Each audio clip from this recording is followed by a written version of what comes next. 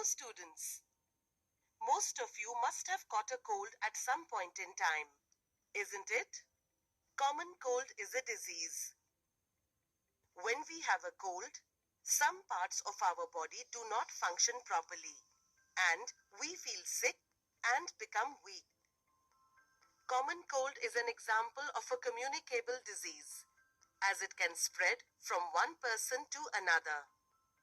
Now, how do you think common cold spreads? A communicable disease, such as common cold, needs 4 things to spread. These are a source, an agent, a mode of transmission, and a host.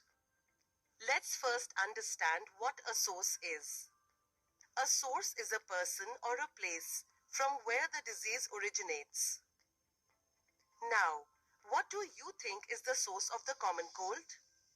We catch cold from other people who have a cold. Now, let's understand what an agent is. An agent is something that causes a disease in your body. What do you think is the agent that causes cold? Tiny organisms called viruses, such as the rhinovirus, cause cold by entering our body.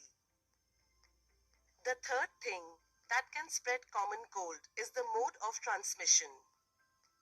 The mode of transmission is the medium or way through which the disease reaches the host's body.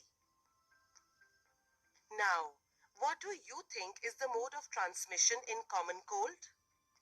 Cold spreads through 2 ways: through direct contact and through air. Direct contact involves touching an infected person or a surface and then touching our nose or lips.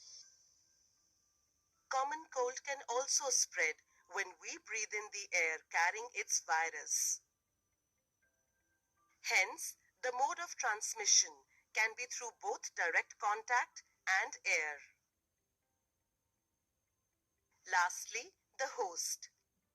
A host is a person or a living being which the disease attacks. Whom do you think the common cold virus attacks?